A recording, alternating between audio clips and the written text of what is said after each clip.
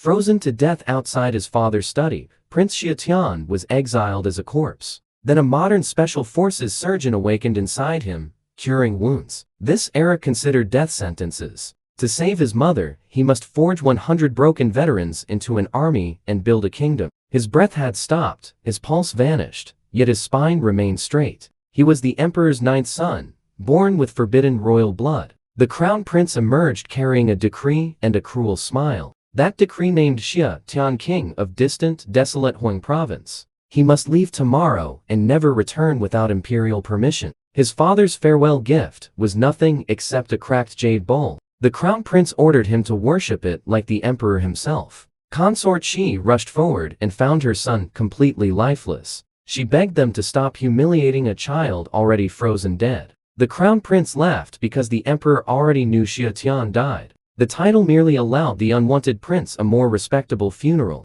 Consort Xi descended from the royal family of the previous dynasty. As long as her son lived, old loyalists could still dream. Killing him would bury their hope and strengthen Great Xi's throne. She cried toward the sealed study, reminding the emperor of his promise. He once guaranteed her children long lives in exchange for cooperation. No answer came from behind those heavy, merciless palace doors. The crown prince revealed another reason Xia Tian had become dangerous. Consort Xi sought a marriage with left Prime Minister Sima Jin's daughter. The Sima clan held influence powerful enough to frighten the throne. The crown prince could marry their daughters, but Xia Tian could not. Worse, the crown prince desired beautiful Sima land for himself. He planned to marry her sister, then seize Sima land afterward. Anyone competing with him for that woman would be marked for death. Then one frozen finger moved beneath the crown prince's satisfied gaze. Warmth returned slowly, followed by a sudden, powerful heartbeat. The original 9th prince was gone, but his body lived again.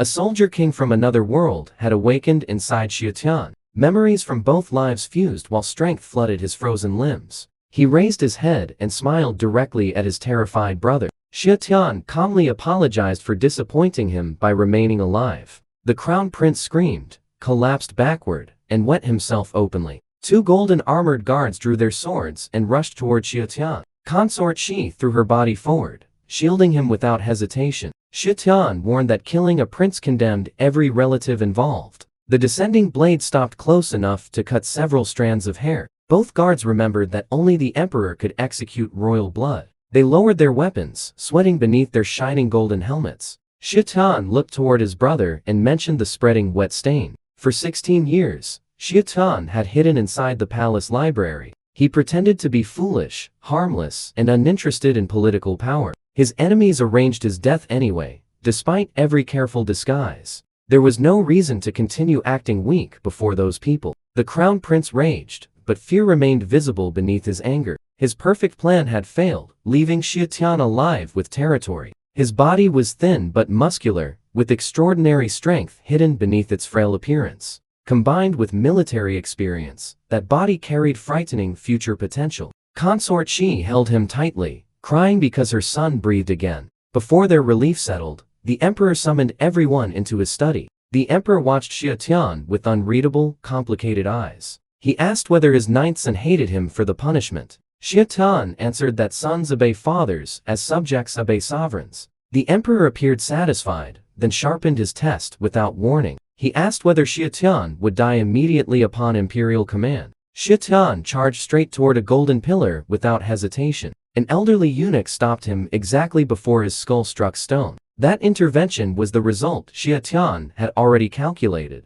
A court historian sat nearby, recording every action inside the study. If Xia Tian died there, history would call the emperor felicital. His father valued reputation more than the life of an unwanted son. Therefore, the emperor withdrew the order and confirmed tomorrow's departure. Consort Xi argued that newly appointed kings received preparation time. Tradition allowed 6 months for recruiting officials, soldiers, and servants. The emperor claimed enemy forces were gathering near Huang province's border. That excuse allowed him to exile Xia Tian almost completely unprepared. Xia Tian accepted because leaving the palace improved his survival chances. Outside those walls, his enemies could no longer control every breath. His father provided small amounts of gold, silver, fabric, and nothing more. No proper army, experienced officials, or serious military supplies were granted. The crown prince would supposedly provide 1,000 escorting soldiers. Xia Tian trusted that gift less than the broken jade bowl.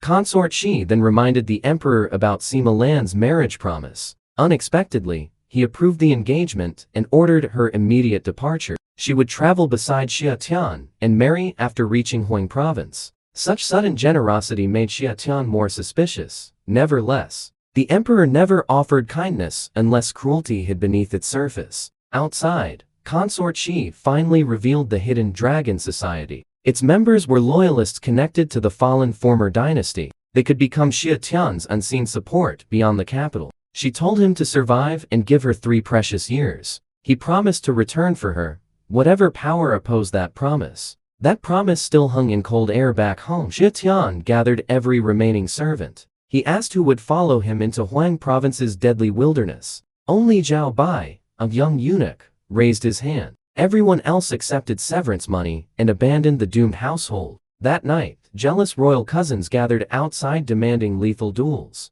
They worshipped Sima Lan and hated the useless prince marrying her. Xia Tian ignored them because jealousy was not the true danger. The forced marriage had turned the entire Sima clan against him. Tying them to forbidden blood could make their powerful family imperial prey. Their safest escape would be killing Xia Tian before Huang province. That night, blades were sharpening for him. At dawn, Xia Tian and Zhao Bai loaded their carts. Anyway, Xia Tian promised those insults would someday be silenced through strength. He sent Zhao Bai shopping while collecting the promised military escort. A rose-marked carriage already waited beneath the pale morning sky. Beside it stood Sima Lan, more breathtaking than every palace rumor. Her bright eyes studied Xia Tian like an unexpected and dangerous puzzle. Sima Lan teased him for driving his own cart toward kingship. Xia Tian answered that appearances mattered less than surviving the journey. She asked whether he understood why she had waited there. He said she came to inspect the empire's most useless prince.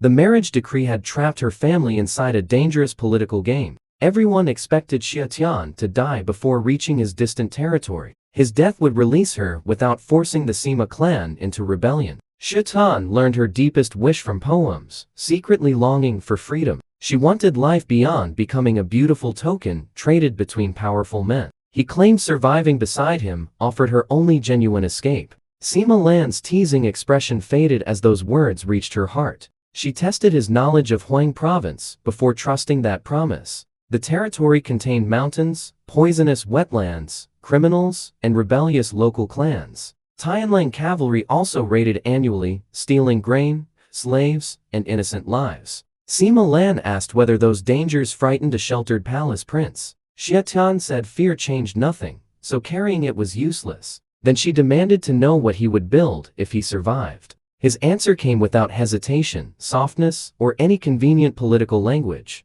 Invaders entering his land would die beneath his soldiers' weapons. Anyone harming his people would face punishment regardless of status. Anyone enslaving Great Xia citizens would be hunted across every border. Sima Lan asked whether he wanted her willing hand someday. He answered yes, but only after proving every promise through action. She agreed to travel, observe, and decide whether his words deserved belief. If he died, she would return home without carrying his name. If he lived honorably, she might choose to walk beside him. Then she waved her handkerchief 3 times toward the surrounding trees. Hidden Sima warriors emerged, revealing an assassination force already positioned nearby. They had prepared to kill Xia Tian if he proved worthless. Instead, Sima Lan ordered them to accompany his convoy toward Huang province. Their commander was Sima Gu, beautiful, cold-faced, and openly suspicious. 20 Sima supply wagons followed, carrying premium rice for the journey. Sima Lan had also studied Huang province's neglected natural resources.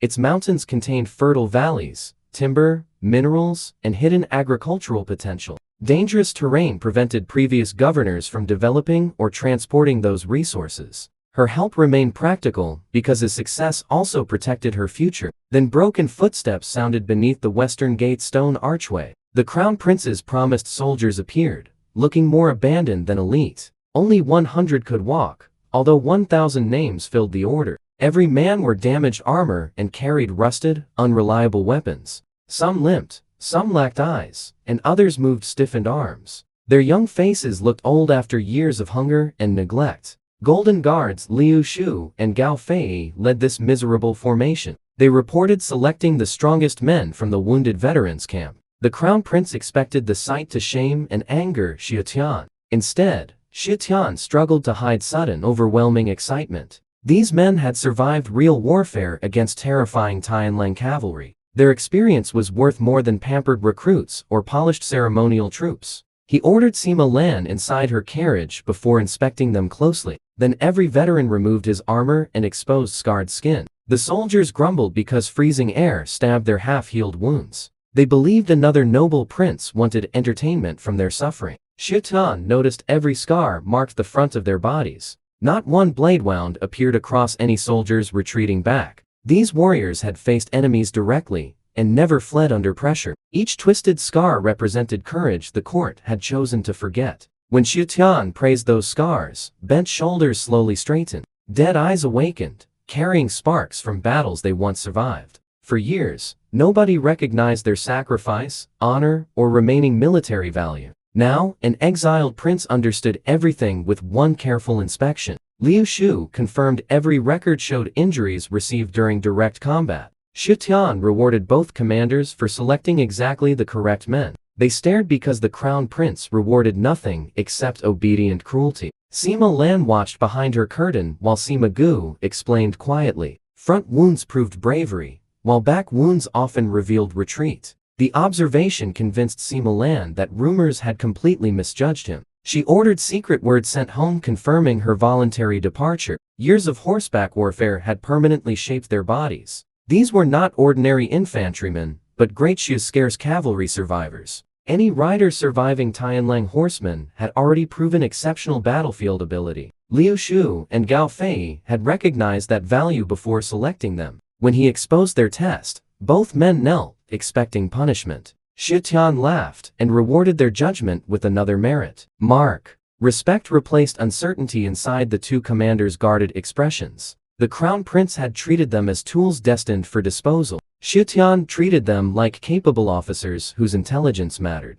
Their injured cavalrymen seemed useless only because current medicine failed them. Xia Tian carried medical knowledge from generations of physicians and battlefield surgery. Most injuries involved infected tissue, weakened muscles, and improperly treated wounds. Their bones remained sound, while their tendons had not been completely severed. With medicine, nutrition, and minor operations, they could fight again. This impossible promise shocked Liu Shu, Gao Fei, and every listening veteran. Xia Tian told them, old soldiers never die, but wounds make them fade. Those simple words struck men who had been discarded after sacrificing everything. Laughter burst first, carrying pride, pain, and bitter memories together. Then hardened veterans wept openly beneath the cold western sky. Their battlefield honors had been stolen by wealthy noble sons. Military funds disappeared through corruption, while wounded heroes survived on pickled vegetables. Xia Tian asked why they originally chose such a merciless profession.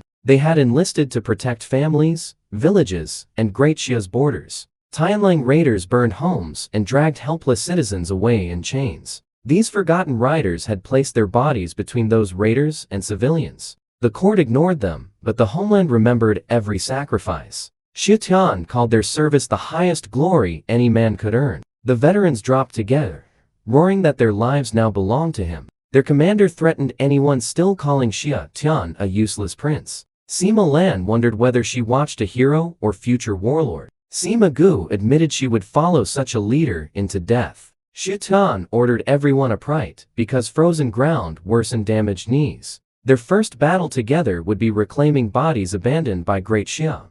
Xiao Bai jumped down and reported how every palace treasure was sold. Jewelry became medicine, lure, grain, cloth, salt, tallow, and pork. The veterans smelled fresh meat and fought to remain perfectly disciplined. Months of corruption had left them surviving mostly on salted vegetables. Their bodies lacked the nutrition required for proper healing and strength. Xia Tian promised meat at every meal while supplies remained available. The veterans watched a prince exchange personal luxury for their recovery. Xia Tian declared Liu Shu and Gao Fei family from that moment. The crown prince had ordered the imperial armory to reject their requests. Xiao Bai had already bribed General Lu with 100 gold pieces. That payment secured winter uniforms, armor, sabers, spears, shields, and crossbows. 500 armor sets and weapons waited beneath innocent supply coverings. 100 powerful crossbows came with 6,000 carefully packed arrows. Liu Shu and Gao Fei finally believed this journey might succeed.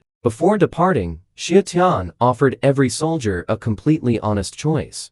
Huang Province promised hardship, border warfare, and an enormous chance of death. Anyone following him would become his brother, never merely a disposable guard. As long as Xia Tian ate, his soldiers would never starve. Anyone remaining could take 10 silver pieces and leave without shame. Not one veteran stepped forward, despite understanding every approaching danger. They revealed themselves as orphans without wives, children, or waiting homes. Wherever Xia Tian traveled would become their only remaining home. Their united declaration shook the gate and tightened his lonely heart. He had entered this world alone, making him another orphan among them. Xia Tian sent the convoy ahead toward Peach Blossom Fortress. Sima Lan remained beside him, curious why he dismissed every nearby guard. She guessed he wanted the crown prince to believe him vulnerable. Xia Tian smiled because another confrontation was already rolling toward them. A luxurious carriage arrived carrying the smug and furious crown prince. Sima Lan moved aside while tension hardened between the royal brothers. The crown prince stared greedily at her before threatening Xia Tian. He wished the exiled prince a journey ending through convenient disappearance. Xia Tian warned that imperial censors might find those words deeply improper. His brother claimed everyone present served the Eastern Palace and stayed silent. Xia Tian offered another possibility involving 100 traveling storytellers. They could spread news about the crown prince wetting himself everywhere. The crown prince mocked the wounded escort, hoping anger would expose weakness. Xia Tian thanked him sincerely because those veterans were priceless military treasures. Then Xia Tian attacked the insecurity hidden directly across his brother's face. He said those narrow eyes could never witness Huang Province's transformation properly. Court whispers already claimed such eyes lacked an emperor's commanding appearance. The crown prince's hand moved toward his sword, then stopped. Instead, he described Princess Haiyan of the Tianlang Empire. She was breathtakingly beautiful and ranked among Tianlang's greatest generals. Her territory bordered Huang Province, enabling annual raids after every winter. The crown prince predicted she would capture Xia Tian as a pet. Xia Tian promised to capture her first and make her serve him. His brother wagered he would eat stone lions if that happened. Xia Tian accepted and looked forward to watching every painful bite. Before the crown prince recovered, Xia Tian attacked his deepest secret. Despite one wife and 2 concubines, he had produced no heir. At 30 years old, that failure poisoned every discussion about succession. The crown prince nearly drew steel, but fear of consequences restrained him. He entered his carriage, while Xia Tian loudly wished him many children. Inside the gate tunnel, the crown prince coughed blood from rage. He summoned a shadowy female commander known as the Grand Holy Messenger. He demanded Xia Tian's immediate death, regardless of increased operational risk. The woman warned that changing plans suddenly could create fatal mistakes. Still, she accepted and vanished before the carriage reached daylight. That furious reaction was exactly what Xia Tian had intended. An enraged enemy abandons patience, discipline, and carefully layered strategy. A rushed assassination would reveal weaknesses unavailable inside the original plan. Left Prime Minister Sima Jin had secretly heard the entire confrontation. Xia Tian called him uncle, then requested the warmer title of father-in-law. Sima Lan blushed while Sima Jin refused until survival proved worthy. Xia Tian explained why provoking the crown prince created tactical advantages. Sima Jin recognized military reasoning hidden beneath every reckless-looking insult. He offered full Sima support after victory against Tianlang's spring invasion. Xia Tian accepted before the prime minister asked his true ambition. The young prince looked toward heaven and declared 4 vows no one had heard before. He would establish the heart belonging to heaven and earth. He would secure a worthy destiny for every ordinary person. He would continue teachings lost from the world's ancient sages. Finally, he would open 10,000 generations of lasting peace. Those words carried wisdom from the civilization Xia Tian had left. Sima Jin and Sima Lan stood stunned by their impossible scale. The vows sounded equally like a saint's mission, an emperor's declaration. Sima Jin ordered his daughter to support Xia Tian completely. He entrusted her safety and future before returning toward the capital. The world had mistaken a rising dragon for an insignificant palace worm. Yet Sima Jin's political calculations remained careful beneath his admiration. Killing Xia Tian would give the emperor permanent leverage against his clan. Marrying both daughters to the crown prince looked equally threatening. Sending Sima Lan beside the weakest prince displayed continued loyalty. If Xia Tian proved worthless, Sima guards would protect only her. If he became a dragon, their family would gain another future. That was the moment inside the palace. The emperor reviewed reports about Xia Tian's departure. Almost no officials had appeared, fearing association with the exiled prince. His old eunuch reminded him outsiders could never touch a dragon's child. The emperor knew assassination teams already waited along the western road. He also expected former dynasty loyalists to expose themselves protecting Xia Tian. Consort Shi was moved into isolation, severing every outside connection. The emperor intended to capture every hidden force drawn toward his son, yet he privately questioned whether Xia Tian was his child at all. Strangely, he then ordered withheld royal symbols delivered after the convoy. 20 miles away, Xia Tian reached abandoned Peach Blossom Fortress. Snow-covered trees surrounded scarred walls, still strong enough for defense. He stopped there because injured soldiers could not endure forced marches. For several days, they would travel half-days and recover during afternoons. Xia Tian intended to heal them before the crown prince's trap closed. Peach Blossom Fortress carried arrow scars, burned stone, and surviving watchtowers.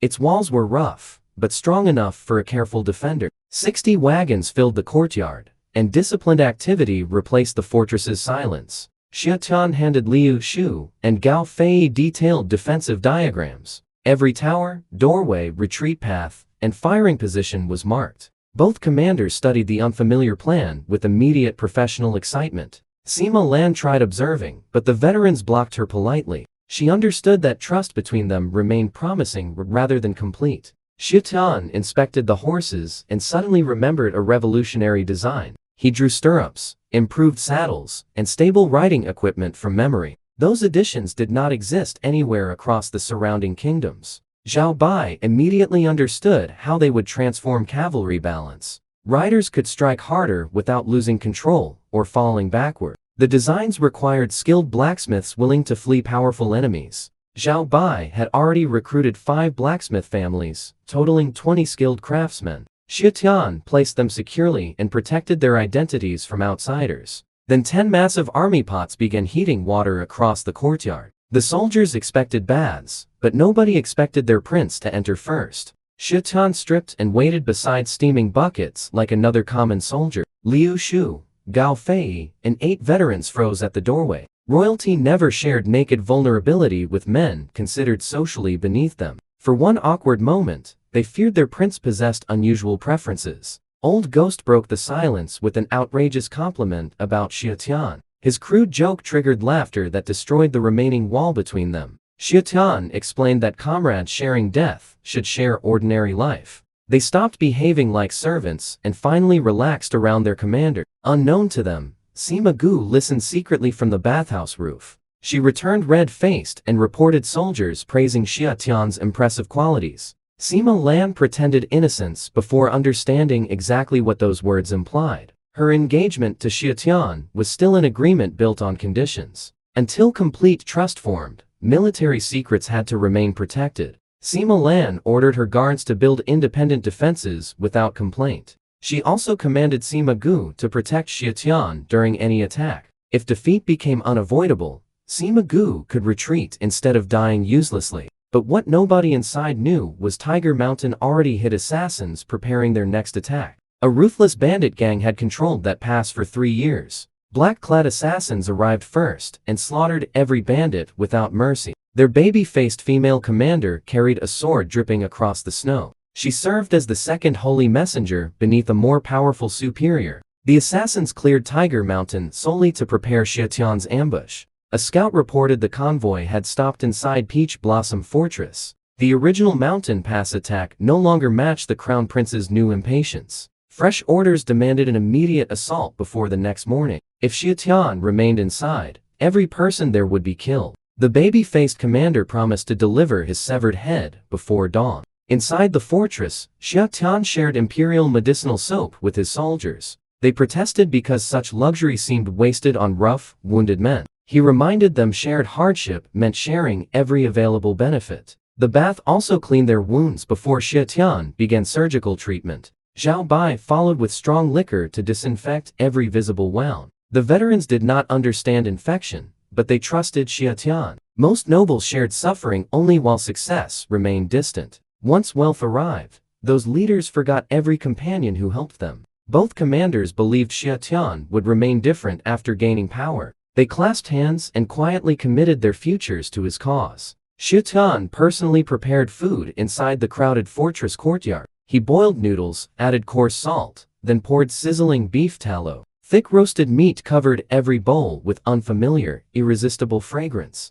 Old Ghost received the first serving and forgot ceremonial gratitude entirely. His first bite produced a shout loud enough for everyone nearby. Veterans formed orderly lines, then ate like starving wolves. Released. Xia Tian squatted among them, eating the same noodles shoulder to shoulder. Old Ghost admitted he barely remembered feeling completely full before. Warm clothes, hot meat, and dignity made the fortress resemble paradise. Then he joked that a full stomach awakened his desire for marriage. The courtyard erupted, while Xia Tian called that wish completely natural. He promised Huang province would someday offer food, warmth, homes, and families. Old Ghost declared that future worth every dangerous battle waiting ahead. In the rear courtyard, Sima Gu attempted cooking, with disastrous consequences. She burned beef, ignited grease, and threw water onto spreading flames. Sima Lan smothered everything, while rice became blackened, smoking rubble. Xia Tian sent generous bowls of noodles without openly mocking their failure.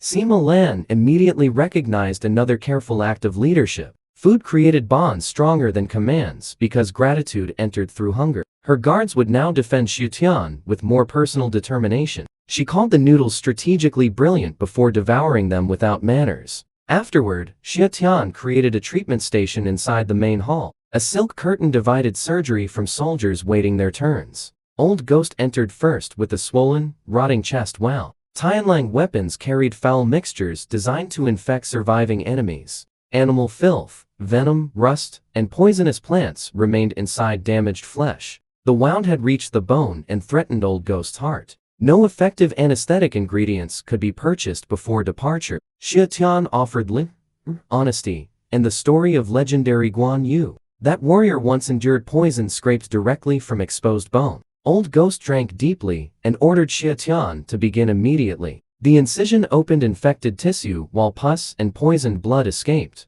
When steel scraped bone, Old Ghost's scream shook the entire fortress. Outside, hardened soldiers shivered at that grinding, merciless sound. Still, Old Ghost remained motionless through unbearable, blinding agony. Xia Tian cut, scraped, stitched, medicated, and bandaged without wasted movement. When finished, the veteran joked that dying became difficult with such medicine. A future general existed inside that damaged, foul-mouthed cavalryman. Sima Lan watched from afar and recognized another discarded diamond. She wondered how a library-bound prince possessed impossible surgical knowledge. But as darkness fell, black-clad riders were already closing on the fortress. Their commander gathered killers, reviewed the fortress, and chose midnight. Scouts reported screams inside, misreading surgery as weakness and collapse. The assassins believed they were approaching crippled soldiers and sleeping prey. They never imagined Xia Tian had already designed the darkness around them. At midnight, moonlight flickered across walls seemingly empty and unguarded. The assassins tied their horses inside the forest and approached silently. No patrol moved above the fortress, making victory appear effortless. Their commander sent 2 elite scouts toward the darkest wall section. Those killers glided through shadows with practiced, nearly supernatural precision. They scanned carefully and sensed no living threat anywhere nearby. Xia Tian and Gao Fei were already hidden inside that darkness. Blackened faces, clothing, and hands erased them against the stone. Loaded crossbows waited against the exact route professionals naturally selected. The scouts settled beside them before recognizing cold metal touching throats. Shock widened their eyes when Xia Tian's disguised face appeared. Everything reported about the helpless scholar had suddenly become false. Their mouths were gagged, preventing warnings or desperate final signals. Then concealed daggers pierced both hearts and ended them silently. Xia Tian and Gao Fei disappeared again before blood reached snow. After waiting, the commander sent 2 smarter assassins from another direction. A planned torch patrol forced them toward an inviting snowbank. Veterans waited, buried there beneath carefully arranged white coverings. Hands covered mouths while blades opened both exposed throats. 4 elite scouts had vanished without sound, signal, or visible struggle. Unease spread among killers who had never feared ordinary soldiers. The baby-faced commander understood Xia Tian wanted uncertainty to weaken them. She guessed his smaller force lacked strength for direct combat. That conclusion was reasonable, but it missed his actual preparation. She divided the survivors and attacked walls from multiple directions. Hidden weapons struck abandoned shadows while defenders had already repositioned. Rage replaced caution as grappling hooks climbed the scarred battlements. Enemy intelligence promised rusted weapons and permanently crippled defenders. Instead, Liu Shu's veterans rose holding newly loaded military crossbows. The first volley struck climbers before they reached stable positions. Many assassins dodged because trained reflexes expected a single shot. Then every veteran discarded one crossbow and raised another. 5 weapons per soldier created repeated volleys without reloading delays. Bolts hammered exposed bodies clinging helplessly against vertical stone. Assassins fell like black rain, while blood painted pale walls. By the 5th volley, only their furious commander remained alive. She launched backward with internal energy and crossed impossible distances. Xia Tian watched her disappear like a bird through snowy darkness. Gao Fei explained she possessed second-tier martial cultivation. No ordinary member of their company could defeat her alone. That revelation introduced Xia Tian to this world's martial hierarchy. Third-tier warriors could overpower 10 elite soldiers during direct combat. Second-tier warriors could defeat 100 soldiers and command entire battalions. First-tier masters challenged 1,000 soldiers, while grandmasters equaled 10,000. Only 3 such beings were publicly recognized across the continent. One served inside Great Xia's palace beside the emperor.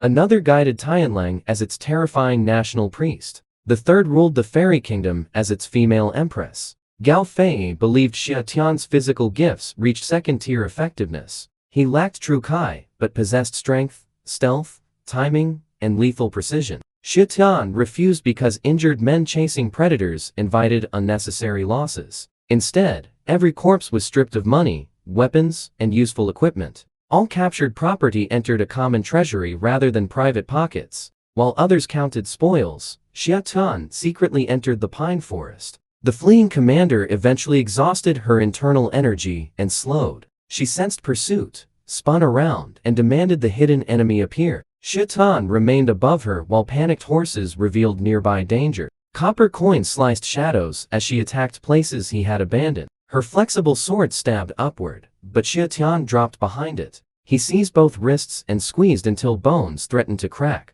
Then true Kai surged through her veins like heated iron. Its violent force broke his grip and proved cultivation's terrifying advantage. She mocked his powerful body for lacking any internal foundation. A Kai-covered hand blade slashed toward his exposed neck. Military reflexes carried Xia Tian beneath the strike before it landed. The impossible dodge shocked someone expecting helpless resistance from non-cultivators. Her last attack emptied the remaining energy inside her exhausted body. Xia Tian locked her limbs and crushed her against the snow. Unable to escape physically, she replaced violence with seductive softness. She promised lifelong service while secretly preparing a hidden tongue blade. Xia Tian loosened his hold enough to encourage her final betrayal. Believing him distracted by beauty, she snapped toward his throat. He caught her head and twisted before the concealed razor reached him. Her neck broke instantly, ending every threat and false promise. True Kai could overwhelm natural strength unless he learned cultivation himself.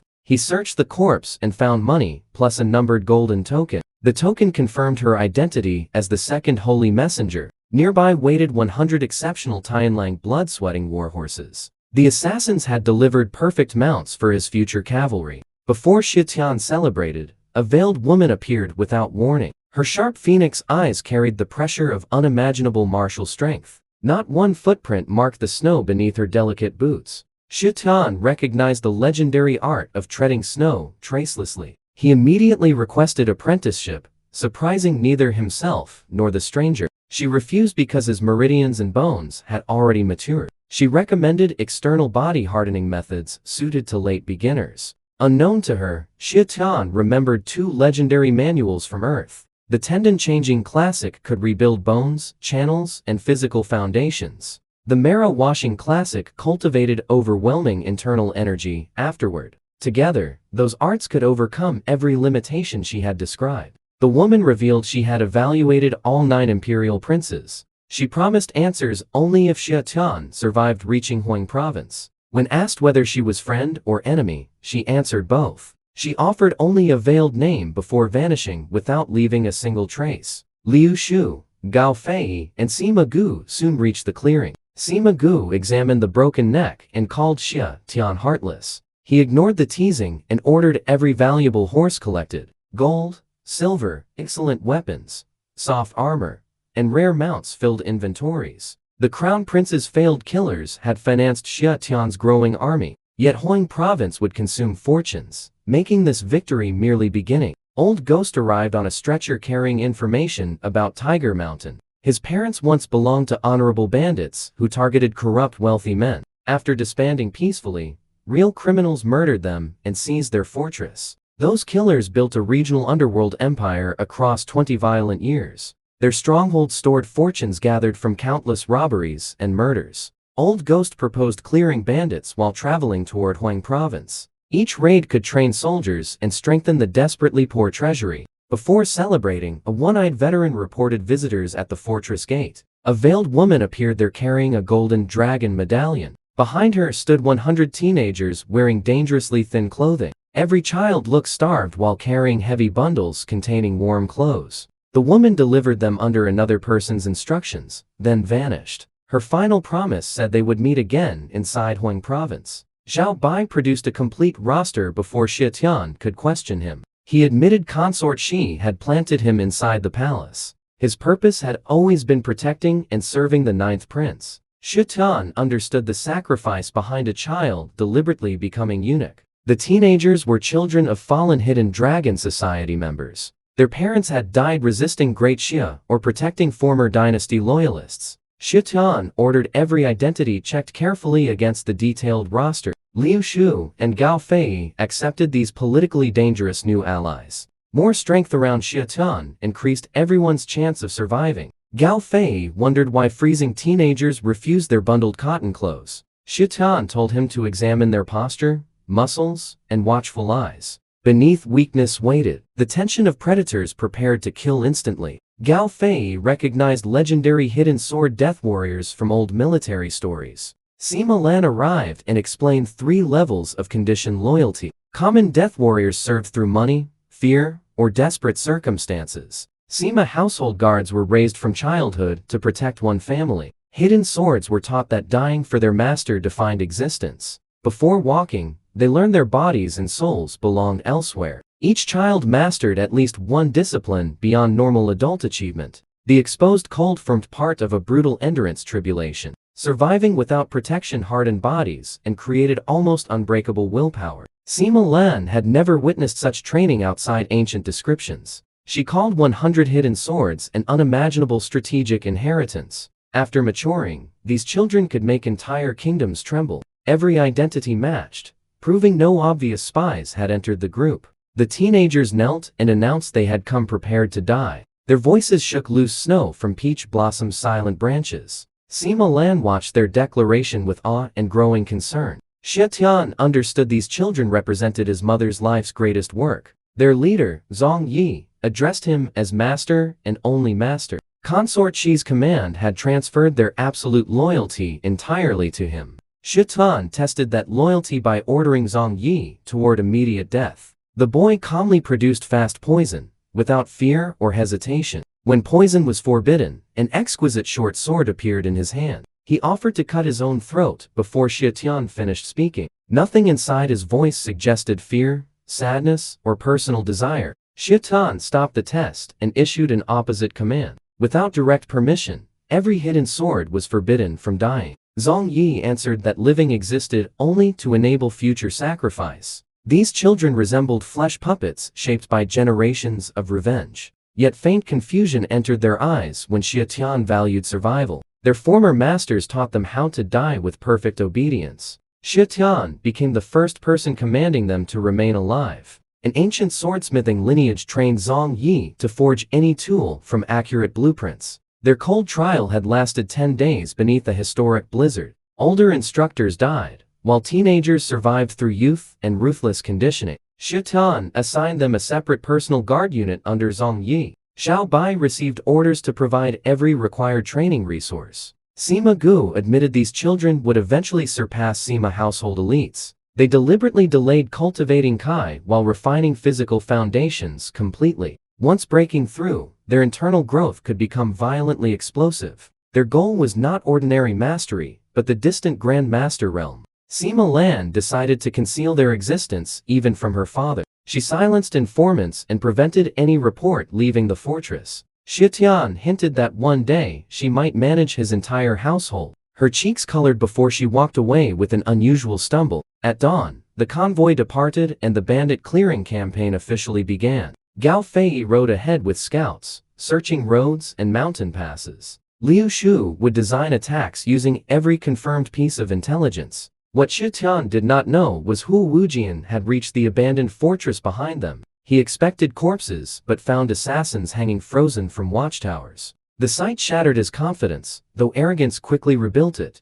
Hu Wujian served the crown prince and deliberately delayed imperial gifts. He believed an even deadlier ambush waited farther along Xia Tian's route. Eunuch Gao joined his plan to steal everything after Xia Tian died. Both followed at distance, already dividing wealth that was not theirs. That was when inside the capital, Sima Jin received reports of mutilated assassins lining the western road. Informants traveling with Sima Lan had suddenly stopped reporting completely. Sima Jin concluded his daughter now protected Xia Tian's military secrets. Instead of anger, that realization filled him with fascination. Hidden dragon strategists spread rumors accusing 7 other princes of mobilizing. The deception shifted imperial attention away from Xia Tian's growing foundation. Sima Lan's older sister, rejected the crown prince's marriage. She mocked his cowardice and doubted he would ever inherit Great Xia. The brilliant noblewoman demanded permission to protect her younger sister. Her father publicly refused, while secretly clearing a path for escape. Sima Mai left one line, declaring the world too large to ignore. That sentence inspired trapped noblewomen and destroyed her suitability as crown princess. And deep inside the palace, imperial spies had also lost Xia Tian's trail entirely. Unknown fighters killed or disabled every watcher around Peach Blossom Fortress. The emperor punished the crown prince for blinding imperial intelligence networks. House arrest was disguised as discipline over failed snow disaster relief. The emperor called Xia Tian bait, attracting increasingly valuable hidden fish. His son could not die until those unseen powers exposed themselves. The crown prince smashed furniture and killed a servant during his rage. The grand holy messenger promised the next trap would become inescapable. He never realized how violently the capital already reacted to his survival. 3 wagons became 1 operating room and 2 recovery chambers. Xia Tian treated 50 soldiers before midday without slowing the convoy. He opened infected wounds, drained poison, applied medicine, and wrapped bandages. Old Ghost had suffered worst, making the remaining operations more manageable. Only half the cavalry remained immediately ready for another battle. Sima Lan understood why Xia Tian refused, delaying their treatment. He could not watch people suffer while carrying knowledge that could save them. Soldiers turned surgical screams into competitions about who shouted loudest. Liu Shu quietly reported multiple factions tracking them from every direction. Before deciding their fate, Xia Tian suddenly sneezed 3 times. 1 sneeze meant cursing, 2 meant longing, 3 meant murderous intent. He ordered full alert, while white movement flashed across distant snow. A mysterious woman in white began killing every trailing spy. Her blade erased scouts from rival princes, ministers, and imperial agencies. 2 imperial agents displayed golden badges and invoked the emperor's authority. She killed them anyway, respecting only the Grand Master guarding the palace. After clearing watchers, she threw a message toward Xia Tian's wagon. Zhang Yi caught the dart, checked poison, and delivered it safely. 2 hidden swords had observed her using suspended breathing beneath snow. Even she failed to notice those teenagers hidden dangerously close. Both independently drew her portrait, producing nearly identical accurate images. Their precision impressed Xia Tian more than ordinary martial strength. Zhang Yi estimated the woman had reached at least first-tier cultivation. The message warned about a lethal trap ahead and wished survival. When scouts reported bandits nearby, Xia Tian questioned Zhang Yi strategically. Beyond money and experience, what value came from clearing criminals? Zhang Yi answered that righteous victories would attract common people's loyalty. A prince seeking the empire should earn hearts along every road. Then he revealed training from the ancient school of military strategy. Great Xia's founding emperor had seized writings from 100 schools. Their elderly masters were imprisoned inside the mysterious imperial offering hall. The emperor sought immortality by forcing their knowledge into secret experiments. Forces guarding that hall could apparently overwhelm unrecognized grand masters. Each hidden sword teenager had studied one different ancient school. Zhang Yi knew warfare, while Zhang mastered farming and land. Zhang San understood Taoist thought, medicine, and dangerous alchemical principles. Others specialized in law, engineering, diplomacy, scholarship, and statecraft. Combined with Xia Tian's future knowledge, their potential became immeasurable. Modern farming could transform Huang Province's barren reputation permanently. Alchemy could eventually create gunpowder, changing warfare across every kingdom. The emperor denied Xia Tian talent, yet his mother sent genius. These young specialists appeared as harmless orphans instead of visible old loyalists. Xia Tian planned recruiting ordinary youths to conceal their true identities. Real talent would hide among decoys until enemies understood. Too late. Then Gao Fei returned with news of another staged robbery near to Dragon Mountain. Similar bandits repeatedly attacked rich travelers and kidnapped beautiful women nearby. The pattern appeared deliberately designed to tempt a young prince. Xia Tian asked whether the captive looked exceptionally beautiful. Gao Fei confirmed she looked suspiciously perfect. Xia Tian laughed and ordered him to approach like a competing criminal instead. Gao Fei charged forward, demanding half the treasure and women. Bandits, fake victims, and hidden observers froze in total confusion. Their prepared heroic rescue performance collapsed before Xia Tian entered it. The fat leader pretended outrage at another gang stealing his victims. A woman wearing pink screamed while being carried over his shoulder. The bandits shouted disgusting threats meant to provoke noble outrage. They expected sheltered Xia Tian to charge blindly into mountain terrain. Sima Lan immediately recognized the obvious lure toward hidden forces.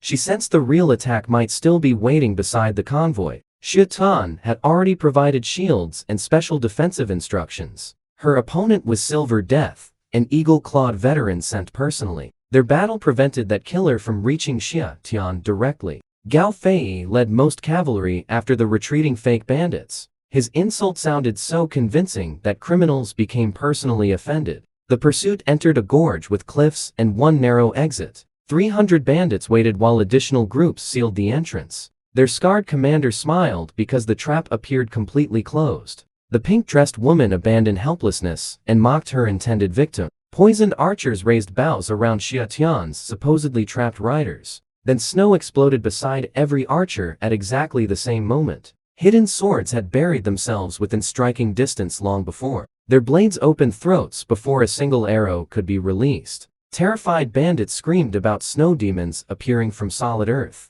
3 teenagers trapped enemy leaders inside a coordinated sword formation. They lacked true kai, but moved with perfect mutual timing. Gao Fei's cavalry struck the broken formation like an iron wave. The bandit chief disappeared beneath hooves and flashing sabers. The fake victim and her allies died before escaping the gorge. Fugitives entering trees met hidden swords already waiting between shadows. One prisoner offered treasure information, but orders allowed no survivors. This battlefield victory was merely camouflage for the real assassination. But what none of them knew was white-cloaked killers were already hiding beneath the snow. Their clothing blended perfectly with ground and falling winter light. 50 poison-tipped crossbow bolts targeted Xia Tian's white medical wagon. The attackers served a stronger Silver Tear assassination division. Their leader demanded revenge for the slain second holy messenger. Zhang Yi shouted warning as blue glowing bolts ripped through canvas. Metal struck, liquid splashed, and red stains spread across white cloth. Sima Gu believed Xia Tian had become a bloody human pincushion. Sima Lan remained calm because she understood his habit of preparation. Inside, mounted shields protected Xia Tian and Zhang Yi completely. Bags filled with assassin blood hung outside the wagon as decoys. Those bags burst under arrows, creating a perfect image of massacre. Believing their target dead, The silver tear killers relaxed briefly. That single breath of satisfaction activated Xia Tian's second hidden trap. 50 hidden swords waited, buried beneath their exact landing positions. The snow erupted upward as silent blades stabbed exposed bodies. Yet second-tier assassins hardened muscles and protected their vital organs. They prepared counterattacks against teenagers whose swords lacked internal energy. From inside the wagon, Xia Tian gave one calm command. He ordered every hidden sword warrior to break through immediately. Every hidden sword shattered, the barrier deliberately preserved through years. Foul blood burst upward while sealed meridians opened simultaneously. True Kai flooded bodies refined beyond ordinary physical limits. That energy surged through swords already buried inside enemy flesh. Hardened muscles failed as blades cut through bone and organs. The Silver Tear assassins finally understood why these teenagers delayed cultivation. Their screams became raw and animal as limbs separated violently. Precise final strokes opened 50 throats in almost perfect unison. The hidden swords searched bodies before their enemies stopped moving. Xia Tian blasted the ruined wagon canvas outward from within. He and Zhang Yi stood untouched behind arrow-studded shields. Decoy blood dripped around them, completing the illusion's final purpose. For the first time, Zhang Yi looked at Xia Tian admiringly. The plan defeated 2 connected traps without losing one person. His newly awakened warriors now carried unmistakable martial pressure. Their foundations made the first cultivation breakthrough unusually powerful. Xia Tian ordered the next phase, raiding to Dragon Mountain itself. Sima Lan approached the ruined wagon and searched him for injuries. Relief softened her features when he confirmed complete safety. Her warm smile affected Xia Tian more than the recent bloodshed. She studied the hidden swords, but never demanded their secret technique. Her silence proved she understood why strategic advantages had to remain concealed. That request marked the first serious expansion of trust between them. Sima Gu returned alone and offered Xia Tian a formal bow. Gao Fei soon returned with cavalry from the gorge battlefield. Only 3 soldiers carried shallow cuts, all easily treatable. A small hidden sword girl stepped forward from the formation. She introduced herself as Zhang Jiao, number 9, trained in medicine. The 13-year-old asked permission to treat those simple injuries. Xia Tian agreed, curious whether observation had improved her skills. She cleaned hands with snow, disinfected wounds, applied paste, and bandaged. Zhang Jiao explained his disinfection reduced infection and later complications. Her own medical school's methods omitted that essential protective step. Therefore, she concluded, Xia Tian's knowledge surpassed established teaching. He invited her to become his formal medical student. Zhang Jiao dropped to her knees with genuine childlike excitement. When Xia Tian lifted her, she weighed almost nothing. Their cold endurance trial ended once True Kai successfully awakened. Xia Tian ordered warm clothing and proper food before climbing mountains. Sima Lan promised to protect the convoy while he attacked the fortress. She said nothing would be lost as long as he returned alive. But what they didn't know was far away. Silver Death had already escaped the white-robed woman's restraint. The enemy's layers extended beyond every victory Xia Tian achieved. Still, 2 successful preparations gave his followers confidence beyond speeches. 2 Sima guards secretly left the convoy after the battle. They were Crown Prince informants searching the hidden sword's snow positions. Both hoped discovering the technique would purchase influence and rewards. Sima Gu appeared behind them before either noticed approaching footsteps. She had identified their betrayal back at Peach Blossom Fortress. Xia Tian kept them alive to transmit carefully controlled information. Their reports helped him predict exactly where enemies would attack. The traitors had unknowingly served as channels for calculated deception. Sima Gu opened both throats and left them beside empty holes. Meanwhile, Xia Tian led hidden swords up to Dragon Mountain. Ancient trees bent beneath heavy snow surrounding the narrow climbing trail. He asked Zhang Yi what personal dream lived beyond service. The teenager answered that he wished only to die for Xia Tian. Neither child understood life as anything beyond useful sacrifice. Xia Tian resolved to teach them reasons for living gradually. He asked Zhang Jiao to call him teacher instead of master. Then her frozen expression opened into a genuine little girl's smile. That single word made the winter forest briefly feel like home. The others watched her softly, because she remained their protected heart. A scout dropped from trees with unusual emotion, breaking discipline. What waited near the mountain outpost was too horrible for calm reporting. Xia Tian ordered everyone forward without asking unnecessary questions. Two Dragon Mountain's fortress occupied a peak protected by cliffs. Only one narrow road climbed through its halfway guard station. Outside that station, 9 frozen bodies hung from ancient trees. Iron hooks pierced shoulder blades, while open chests exposed organs. Among those dead villagers were an infant and young girl. A blood-painted sign threatened identical treatment for every trespasser. Even hidden swords trained around death began shaking with fury. Zhang Yi judged these killers beyond every possibility of redemption. All eyes turned toward Xia Tian, waiting for his decision. His voice became colder than the surrounding mountain wind. Every criminal inside this fortress had allowed darkness to consume humanity. None deserved another sunrise, another breath, or another helpless victim. Xia Tian ordered them all killed without exception or delay. Hidden swords vanished into snow like blades returning inside sheaths.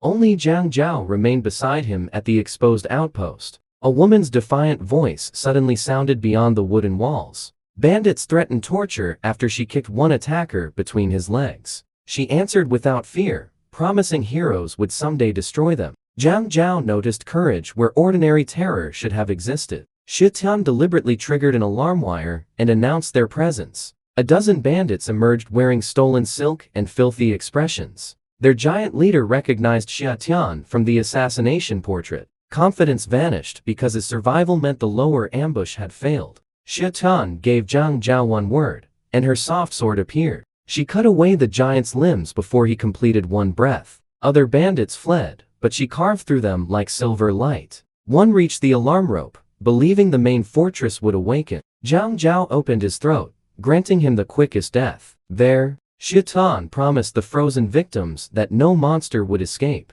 If heaven ignored their suffering, he would become heaven's executioner. Then he pushed open the outpost door and found a naked woman. Her green eyes held a wolf's defiance rather than helpless terror. Xia Tian examined the woman cautiously before turning his back. Her naked body concealed no weapons, but caution remained necessary. After Zhang Zhao entered, he offered his fur-lined cloak. The woman introduced herself as Yi Jinlian, daughter of Governor Yi Fan. Her father received an imperial summons and traveled toward the capital. Sensing danger among official escorts, he dismissed most of them. Bandits attacked the smaller group near Tiger Mountain and killed everyone. Jinlian survived only because criminals intended using her before murder. Black-clad assassins suddenly stormed that fortress and slaughtered the gang. Their leader was the same second holy messenger Xia Tian killed. For unknown reasons, that assassin showed mercy and released Jinlian. Half frozen and starving, she escaped before being captured again. 2 Dragon Mountain bandits stripped her and prepared another assault.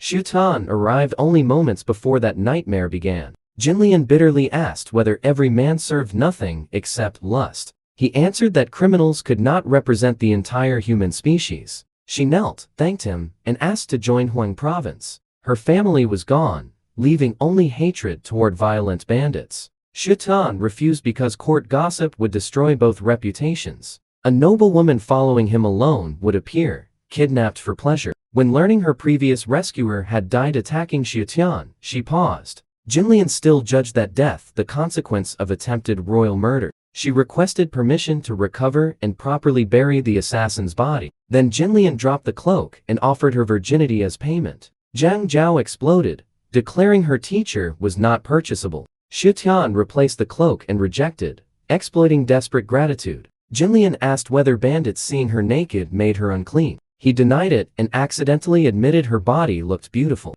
Zhang Zhao glared while Jinlian's face turned completely red. Jinlian argued she could never marry another man under current customs. Instead, she offered service as Xia Tian's intelligence agent in the capital. That idea had value, but he postponed any immediate commitment. She dressed in stolen clothing and followed them up the mountain. The narrow one-line sky trail ran between sheer cliffs on both sides. Jinlian stumbled repeatedly, but refused falling behind or requesting assistance. Every guard post ahead had already become completely silent. Hidden swords left bandits dead through single, precise throat cuts. Falling snow covered blood and bodies behind their advancing group. The murdered villagers were somehow moved toward the main fortress. Their frozen forms now stood outside its gate like accusing spirits. Inside the so-called Hall of Righteousness, bandits celebrated loudly. The third holy messenger occupied their leader's chair, drinking wine. Criminals described obscene plans for Sima Lan after capturing her. One wanted prolonged abuse,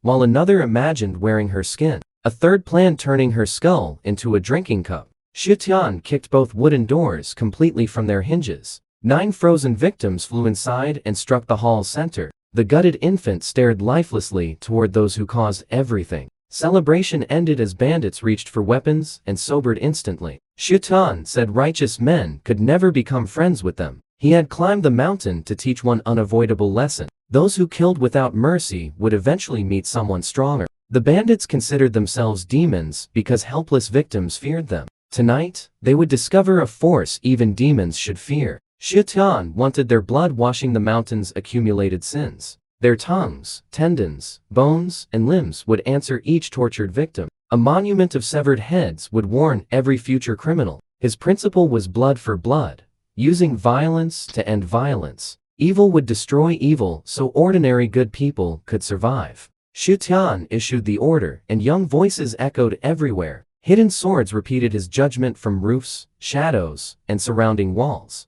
Invisible voices transformed confidence into panic before combat even began. 4 bandits rushed Xia Tian while avoiding his valuable head. Zhang Zhao intercepted all 4 weapons through one flowing movement. Her soft sword opened for throats before their bodies understood death. Jinlian whispered that she wished every useless prince resembled him. Then the hall's roof exploded beneath descending hidden sword warriors. Crossbow bolts struck packed criminals before teenagers landed among them. Left hands fired, right hands drew swords, and formations tightened. The slaughter followed Xia Tian's commands with systematic, ruthless precision. Bandits lost limbs like victims once displayed outside their fortress. Begging earned reminders that murdered innocents had received no mercy. Offers of treasure earned instructions to seek goodness in another life. Blood covered the floor until severed limbs floated through it. 300 criminals became corpses or screaming, broken torsos. The third holy messenger watched calmly from the tiger's skin chair. He waited for newly awakened warriors to exhaust shallow Kai reserves. Once their energy disappeared, he launched directly toward Xia Tian. His sword carried enough force to shatter Zhang Zhao's desperate defense. The tiny healer flew backward, coughing blood across the hall. Yet her sacrifice bought Xia Tian one essential heartbeat. The assassin's blade stopped against Xia Tian's waiting bare palms. Raw strength held sharpened steel only a hair from his forehead. The third holy messenger could not understand why his blade had suddenly stopped. A silver needle already rested inside his lower abdominal dantian. That precise strike scattered true Kai like water from broken pottery. His body collapsed while strength disappeared from every limb. Xia Tian took the assassin's sword and severed both hands. Then both legs joined them inside the blood-covered hall. The screaming torso begged an unseen mountain lord for intervention. He threatened revenge from a powerful elder sister before losing consciousness. Zhong Yi immediately aimed crossbows toward the wall behind the throne. Bolts pierced wood and produced a muffled grunt beyond it. Grappling hooks tore the hidden wall outward with a deafening crash. A second chamber appeared, filled with armored imperial soldiers. At its center stood towering Commander Zhuo Yuan in full battle equipment. He served the crown prince and controlled 2 dragon mountains secretly. The bandits were merely a criminal shell protecting an imperial operation. Armored archers emerged around the ruined hall and aimed inward. Every earlier attack had been designed to exhaust Xia Tian's forces. The true killing formation had finally closed beneath the open winter sky. Commander Zhuo Yuan called himself the Butcher and collected human skin. He promised Xia Tian's skin would become his finest trophy. Yet greed delayed the killing order when he mentioned kin treasure. Former dynasty legends described wealth capable of dominating the entire continent. Zhuo Yuan believed Consort Shi knew its hidden location. The emperor had preserved her life for 16 years, seeking that secret. Xia Tian suddenly understood another layer behind his mother's survival. Forbidden blood was tolerated while the rumored fortune remained unrecovered. He truthfully said he knew nothing about any kin treasure. Zhuo Yuan dismissed the denial and ordered archers to prepare. Before those bows released, arrows arrived from beyond the fortress. Every armored archer received an iron shaft directly through the throat. Sima Gu appeared with elite household warriors along the mountain rim. She reported all traitors, sentries, scouts, and messengers eliminated. One fleeing pigeon became roasted food instead of reaching the capital. Zhuo Yuan's expression collapsed as each careful layer unraveled. Bandits, assassins, soldiers, and communications had all been anticipated. He dropped to his knees and offered immediate, eternal loyalty. Minutes earlier, he had promised to peel Xia Tian alive. Now, he dismissed those threats as worthless air from another moment. Xia Tian asked his hidden swords what such surrender meant. Zhang Yi called Zuo Yuan unprincipled, disloyal, and permanently dangerous. Zhang Zhao said a man betraying once would betray again. Xia Tian agreed and turned the judgment into another lesson. An honorless person resembled a rabid dog, biting every future owner. Sparing him would insult murdered villagers and destroy Xia Tian's promise. Zuo Yuan's own guards quietly stepped away, exposing their commander. He attacked them furiously, screaming that everyone shared equal guilt. His formation collapsed as soldiers fought their supposed leader. Xia Tian ordered simultaneous attacks from every surrounding direction. Crossbow bolts and Sima arrows shattered half the imperial force. Heavy armor prevented some deaths, but destroyed organized resistance. When ammunition ended, Zuo Yuan rallied survivors toward the mountain path. Xia Tian deliberately opened a corridor instead of blocking escape. A trapped animal fights desperately, while a fleeing animal keeps running. His exhausted hidden swords could not afford another costly final stand. The enemy rushed downhill, celebrating Xia Tian's apparent hesitation. Then the mountain trembled beneath approaching armored hooves. Heavy cavalry rose from snow and blocked the only descending trail. Horse and rider were scale armor like demons forged from iron. Zuo Yuan recognized battlefield kings capable of crushing normal formations. Even grandmasters avoided prolonged collisions with massed heavy cavalry. Desperation forced him into a high leap above lowered lances. Experienced fighters sometimes used spearheads as steps over cavalry. Xia Tian's riders did not raise spears according to convention. 40 short crossbows fired while Zuo Yuan hung helplessly in air. Without footing, leverage, or direction changes, he became an easy target. Bolts pierced him repeatedly before gravity dragged him downward. He landed like a broken bird, spilling blood across snow. Near death, Zuo Yuan remembered once serving as a legitimate soldier. Greed and the crown prince's promises had transformed him into a monster. He asked whether forgiveness remained possible after all those crimes. Xia Tian told him to ask murdered ghosts in the afterlife. Zuo Yuan whispered that he might make better choices in another life. Then his breath stopped, ending the crown prince's final mountain commander. Liu Shu ordered the heavy cavalry forward against remaining imperial soldiers. Iron lances struck survivors between forces closing from every direction. Not one enemy escaped. Hidden swords, Sima warriors, and armored riders. Afterward, Xia Tian discovered another secret kept by his veterans. They were trained heavy cavalry, not merely experienced light horsemen. An old rider grinned and said they belonged to him regardless. Zhao Bai explained where 50 sets of heavy armor originated. The recruited blacksmith families smuggled imperial-grade equipment from the capital. Seeing that armor awakened instincts these veterans had hidden for years. They transformed themselves into heavy riders without waiting for permission. Wooden snow sleds carried equipment up the impossible mountain route. Xia Tian designed those runners by replacing ordinary wagon wheels. That simple invention allowed heavy loads to cross winter terrain quickly. It would dramatically accelerate the remaining journey toward Huang province.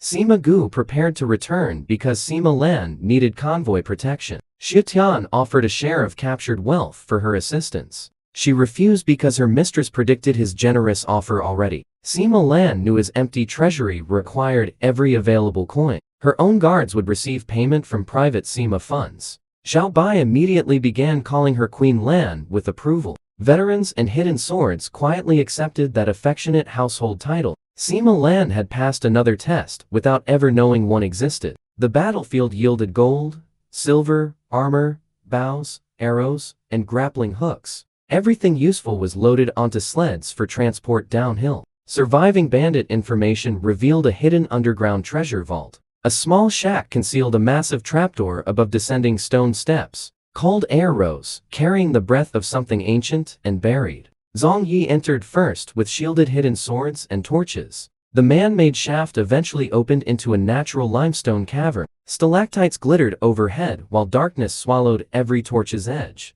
The bandits had connected their fortress to an older cave system. Zhang Yi warned about traps before cloaked warriors vanished ahead. Their concealment became even more effective inside complete underground darkness. Xia Tian advanced with Zhang Zhao, Zhao Bai, and torchbearers. After 100 meters, natural light appeared through another opening. Fresh blood, dead guards, and frightened screams drifted from deeper chambers. Several young women begged for help beyond the final stone bend. Zhang Zhao wondered whether monsters imitated human voices to attract victims. Xia Tian said real monsters were usually humans consumed by darkness. She remembered that lesson while accelerating beside her teacher. The path opened into an enormous cavern illuminated by cliffside daylight. 2 iron cages occupied its center beneath the towering stone ceiling. One held 10 living noblewomen wearing torn, painfully thin silk. The other contained layers of delicate skeletons from murdered young women. Xia Tian's victory above had opened a secret more horrifying than treasure. Li Furong, daughter of Duke Li, explained the hidden cave's purpose.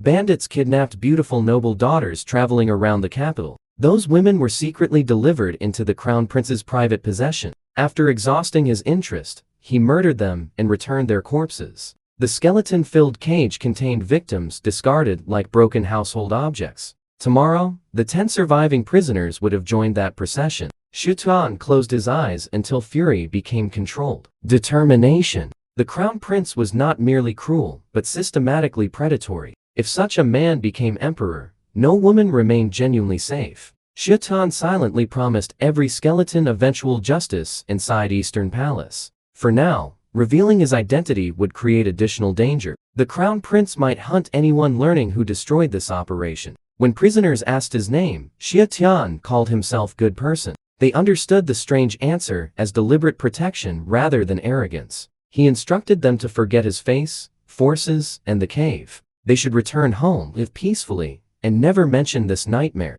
If meeting someday in the capital, they must pass as strangers. Ignorance would make them invisible to enemies searching for witnesses. Li Furong memorized him anyway and offered her family's future assistance. Others called out names and households before receiving careful blindfolds. Zhang Zhao guided them outside using a route avoiding military positions. Only after their departure did Xia Tian examine the stored resources. One cavern wall held nearly 100,000 pounds of grain. The opposite side contained 86 locked chests arranged by material. 60 ordinary wooden chests came first under Zhang Yi's inspection. Every chest held uniform silver ingots totaling 60,000 taels. No official marks meant the silver could circulate without immediate tracing. 20 ebony chests contained equally uniform gold bars. Together, those bars reached 20,000 taels of gold. Xiao Bai nearly embraced the chests before noticing one suspicious detail. Real stolen wealth would vary in size, shape, purity, and markings. Perfectly standardized ingots suggested an organized hidden treasury. Selling appointments and influence created money impossible to keep openly. Therefore, Zhuo Yuan's presence protected finance as well as assassination. Xia Tian smiled because his brother had unknowingly financed another rival. 5 sandalwood chests contained treasures valued beyond ordinary currency. One held more than 100 glowing night pearls. Nobles would pay 1,000 gold taels for individual pearls. Xiao Bai imagined lighting Xia Tian's future palace with them. Xia Tian preferred selling luxuries for food, tools, weapons, and medicine. Other chests held seed pearls, agates, jade, and rare ornaments. Their estimated value reached roughly 1.5 million silver taels. Only a single iron chest remained unopened against the cavern wall. Zhang Yi approached cautiously because unusual containers often protected traps. When the lock broke, 3 poisoned arrows shot toward his chest. A concealed iron plate deflected them exactly as Xia Tian advised. Zhang Yi looked inside and immediately dismissed everyone except Zhang Zhao. His controlled expression had changed into unmistakable shock and caution. Xia Tian approached, expecting gold, documents, or a dangerous weapon. Instead, silk wrapped one jade object carved with 9 dragons. Its appearance matched a legendary national treasure from ancient records. 8 archaic characters beneath it also matched every surviving description. Countless copies appeared after the genuine object vanished, and nobody could confirm the difference. Neither Xia Tian nor Zhang Yi could confirm its authenticity. He wrapped it carefully and placed it under Zhang Yi's protection. Everyone present received orders to forget the jade completely. Zhang Yi wondered whether the crown prince knew what rested there. Xia Tian considered that unlikely because security remained strangely careless. Whoever placed it there probably remained uncertain about its truth. Later, Xia Tian could test the crown prince without revealing possession. For now, Every chest and grain sack needed moving from underground. The amount required several journeys using sleds and captured horses. Before leaving, Xia Tian buried all murdered victims respectfully. This included noblewomen whose bones had remained trapped inside iron cages. He poured wine over graves and promised their suffering had been answered. Bandits, assassins, and soldiers responsible were already dead above. The crown prince remained beyond reach, protected by imperial power. Yet Xia Tian promised that protection would not last forever. One day, he would enter the Eastern Palace and demand payment. Thick smoke soon rose as Two Dragon Mountain Fortress burned completely. A stronghold, surviving 10 lawless years, disappeared beneath winter flames. At the mountain's base, Xia Tian built a mound from enemy heads. Bandits, assassins, and corrupt soldiers stood together inside that warning. The display was not celebration, but a message written through terror. A wooden sign listed robbery, murder, kidnapping, torture, and violated families. It declared those crimes the reason Two Dragon Mountain had fallen. The Prince of Huang Province then issued a broader public vow. Any bandit harming innocents would be hunted regardless of distance. No mountain official patron or martial strength would offer permanent safety. Violent predators would eventually answer to stronger and more determined violence. News spread faster than Xia Tian's growing convoy could travel. Some citizens still repeated the old label of useless prince. Others began questioning every rumor after seeing the burned stronghold. Righteous warriors wanted to meet the young prince personally. Idealistic scholars wondered whether his 4 vows might become reality. Sima Lan asked whether declaring war on bandits created needless enemies. Many criminal groups could unite behind the crown prince against them. Xia Tian said ignoring suffering would make rulership meaningless. Power existed to shield good people, not merely protect palaces. Sima Lan smiled because his declaration also became a righteous banner. Enemies would gather, but so would courageous talent and public loyalty. She understood the strategic result without diminishing its moral foundation. Xia Tian felt happy that his future wife understood both sides. Still, survival remained necessary before peaceful dreams meant anything. Along the road, he returned stolen grain to starving villages. Poor families wept when soldiers carried sacks into broken homes. The bandits had stolen that food, so it rightfully belonged to those villagers. His reputation moved ahead, while smoke remained visible behind them. Every grain sack given away purchased something no treasury could measure. It purchased hope among people forgotten by their own empire. And just as that hope spread forward far behind them, Hu Wujian still believed Xia Tian was dead. He knew the crown prince arranged layered forces around Two Dragon Mountain. No wounded escort should have survived bandits, assassins, and imperial troops. Missing scouts only strengthened his confidence that evidence was being cleaned. Smoke above the peak appeared like confirmation of complete success. He joked that Xia Tian could cross that mountain only while dead. Eunuch Gao reminded him to display grief before approaching the bodies. Their horses reached the mound of heads beside the road. At first, Hu Wujian assumed those heads belonged to Xia Tian's people. He produced theatrical tears and loudly promised meaningless future vengeance. Then Eunuch Gao read the wooden declaration beside the mound. Every displayed head belonged to bandits, assassins, or corrupt soldiers. Hu Wujian fell from his horse as confidence shattered completely. The useless prince had destroyed a fortress protected by terrifying forces. That public vow against criminals also carried undeniable courage. Only extraordinary determination could invite every bandit's hatred so openly. Fear of imperial punishment replaced Hu Wujian's dreams of theft. He and Eunuch Gao raced forward, searching for Xia Tian's convoy. 100 wagons carried gold, silver, silk, treasures, and ceremonial equipment. The shipment included 10,000 taels of imperial gold. Another 100,000 taels of silver followed beneath heavy seals. Valuable ornaments, tribute fabric, official robes, and royal symbols filled wagons. Hu Wujian avoided Xia Tian's eyes while reporting false travel difficulties. Eunuch Gao looked equally nervous and eager to leave quickly. Sima Lan smiled because she immediately understood their abandoned plan. Xia Tian answered with silence, allowing fear to punish them longer. She quietly returned the compliment, warming the dangerous road briefly. Soon Zhang Zhao reported another warrior requesting permission to join. More than 10 previous volunteers had already approached after the declaration. Sima Lan asked why Xia Tian personally interviewed every candidate. He wanted people committed to protecting innocence rather than chasing fame. Skilled opportunists could become more dangerous than honest, untrained villagers. Zhang Yi questioned why poor families received invitations more easily. Xia Tian looked backward across the convoy before explaining. The villages they passed revealed poverty deeper than palace reports admitted. Broken walls and leaking roofs barely protected families from winter. Several generations shared one straw mat and one damaged blanket. Some households owned one pair of trousers used by everyone. During winter, children survived on bark while parents quietly starved. Bodies frozen beside roads had become an ordinary government statistic. Wealthy clans controlled land and grain, while desperate people owned nothing. Xia Tian offered immediate food and money wherever hunger appeared. Families trying to sell children never lost them into his service. He refused purchasing suffering even when desperate parents begged. Instead, he invited families determined to remain together toward Huang province. Staying behind offered hunger, debt, exposure, and almost certain death. Following his convoy offered work, land, protection, and uncertain hope. More than 100 families had already accepted that gamble. Over 500 civilians now traveled behind military supply wagons. They included children, elders, farmers, craftspeople, and exhausted mothers.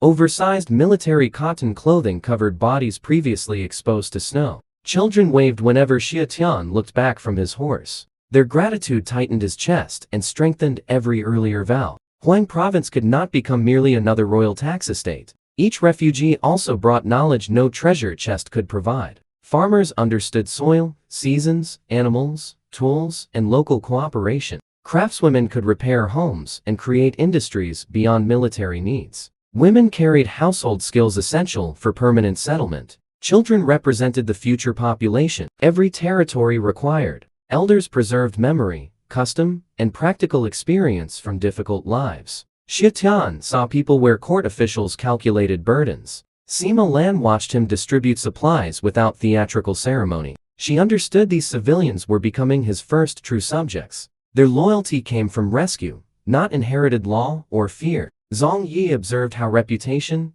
population, and economy grew together. The bandit campaign had become a moving foundation for state building. Xia Tian asked him what protected a kingdom before armies arrived. Zhang Yi answered that people protected rulers who protected them. Without willing citizens, walls and weapons defended only empty ground. Xia Tian praised the answer and ordered refugee records organized. Every family needed names, trades, ages, health, and food requirements. Zhao Bai created wagon ledgers while hidden swords verified information. Medical checks identified fever, frostbite, malnutrition, and dangerous infections. Jiang Zhao treated children first, imitating her teacher's careful gentleness. Veterans carried elders onto wagons instead of leaving them walking. Men, once discarded by Great Xia, now protected its poorest citizens. That transformation spread pride through the entire wounded company. Old ghost joked that finding wives became easier with growing population. Laughter followed because many refugees already treated veterans as heroes. Xia Tian warned everyone that protection never purchased anyone's affection. Marriage required willingness, stability, and mutual respect after settlement. Old Ghost pretended disappointment, but accepted the principle immediately. Sima Lan heard the exchange and hid an approving smile. The convoy lengthened until its tail disappeared behind snowy bends. Captured horses pulled sleds filled with weapons and treasure. Refugees walked between guarded sections protected from sudden cavalry attacks. Scouts rotated constantly, while hidden swords vanished beyond visible flanks. No attacker could easily count Xia Tian's real military strength. From a distance, the column looked slow, wealthy, and vulnerable. Inside, every section followed defensive procedures learned through recent battles. Xia Tian continued surgeries whenever terrain allowed steady wagon movement. Recovered soldiers slowly regained color, appetite, movement, and confidence. Each healed limb represented another future rider for Huang province. The convoy stopped briefly when Gao Fei reported a nearby volunteer. This newcomer waited alone beside the road without fear. He stood almost 2 meters tall beneath rough tiger skin clothing. A steel fork rested across one shoulder beside a massive bow. His body looked strong enough to challenge armored cavalry barehanded. Unlike other volunteers, his eyes contained honesty rather than ambition. Xia Tian rode forward, curious why such a man sought him. The giant introduced himself calmly as Zhao Zichang from the nearby village. Xia Tian asked Zhao Zicheng why he wanted to follow. The giant answered that evil bandits deserved destruction wherever they hid. He also burned to destroy the Tianlang cavalry raiding Huang province every year. Beyond that, he wanted Princess Haiyanjuer's head personally. Removing that enemy general, he believed, would protect countless border families. Xia Tian asked directly about Zhao Zicheng's martial cultivation level. Zhao answered that his strength changed according to each opponent. Against weaker people, he somehow became weaker without deliberate restraint. Against stronger enemies, his power rose to match the challenge. No matter who stood before him, Zhao believed victory remained possible. Hidden swords exchanged doubtful looks until he studied them casually. Zhao immediately identified their ancient hidden sword. Concealment discipline. He also saw the cultivation they carefully suppressed from outsiders. Only an exceptional master should have pierced those disguises instantly. Respect replaced suspicion across the teenagers' previously expressionless faces. Zhao promised that calling him during trouble would prevent their defeat. Xia Tian asked how he compared against a first-tier martial expert. Zhao predicted an ordinary spar would probably end without a winner. In genuine death combat, however, he believed he could kill one. Against a Grand Master, victory remained impossible, but escape remained likely. He promised no Grand Master could kill Xia Tian while Zhao lived. The nearby Zhao village confirmed 6 years of generous, peaceful residence. Zhao and his master hunted mountains and shared meat with villagers. Thanks to them, nobody there had starved through the hardest winters. Even 2 Dragon Mountains bandits avoided attacking their protected settlement. His mysterious teacher was known only by the name Master Gu. A year earlier, Master Gu left with a widow after writing a farewell letter. He had never revealed his real identity, origin, or martial lineage. Anyone training Zhao so well must have possessed extraordinary ability. Zhao's master also left behind a 6-year-old daughter. Zhao raised little Zhao Ziying like his beloved younger sister. Xia Tian asked whether the child should travel toward Huang province. Zhao immediately knelt and pledged his entire life in gratitude. Xia Tian lifted him and welcomed both siblings into the household. As long as food remained, neither would ever know hunger again. Zhao understood Huang province and could help develop its difficult land. Before accepting completely, he requested one important battlefield promise. When Tianlang attacked, Zhao wanted to become the first charging warrior. Xia Tian granted that request without hesitation or unnecessary ceremony. Zhao called toward roadside grass, revealing a tiny hidden figure. Zhao Ziying rose wearing a colorful, carefully patched cotton coat. The famous bandit-destroying prince looked younger than her giant brother. Therefore, she wondered aloud whether everyone followed an impressive impostor. Laughter rolled across soldiers, refugees, servants, and Sima household guards. Xia Tian gently pinched her cheek,